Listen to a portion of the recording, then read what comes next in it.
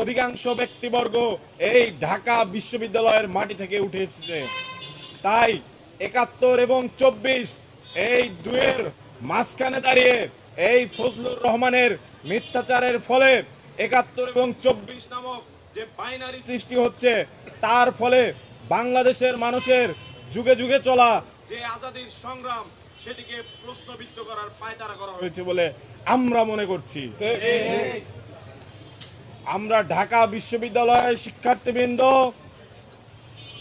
আমরা আমাদের সমন্বিত শিক্ষার্থী সংসদ প্যানেলের পক্ষ থেকে ফজলুর রহমান নামক যে ধৃষ্টপূর্ণ মন্তব্যকারী, তাকে ঢাকা বিশ্ববিদ্যালয় ক্যাম্পাসে অবাঞ্ছিত ঘোষণা করছি।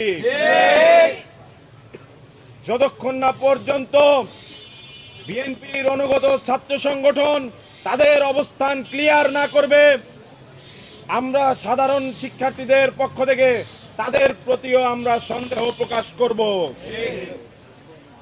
আমরা বলতে চাই, ডাকসু নির্বাচন শুধু নয়, সমন্বিত শিক্ষার্থী সংসদের মাধ্যমে জাতীয় রাজনৈতিক যে ইতিহাস, সেটিও সংরক্ষিত হবে সঠিকভাবে ইনশাআল্লাহ।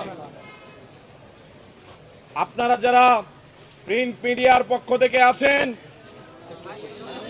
আপনারা যারা এখানে উপস্থিত হয়েছেন, প্রত্যেকের প্রতি অনুরোধ থাকবে, ২৪-এর গণ অভ্যুত্থান নিয়ে ফজলুর রহমান সহ যারা বিগত সময়ে দৃশ্যতাপূর্ণ মন্তব্য করেছে, তাদের বিচার পাইতে, যারা বিচার চায়, তাদের পাশে আপনারা দাঁড়াবেন।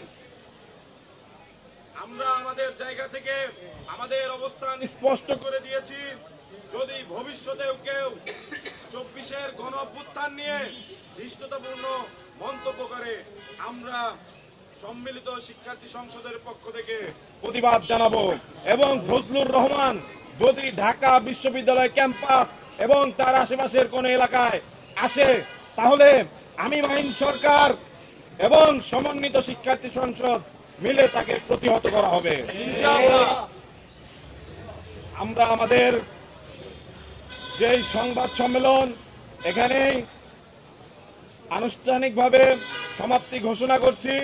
আমাদের পক্ষ থেকে এবং ঢাকা বিশ্ববিদ্যালয়ের সকল সাধারণ শিক্ষার্থীকে সাথে নিয়ে একটি প্রতিবাদ মিছিল অনুষ্ঠিত হবে।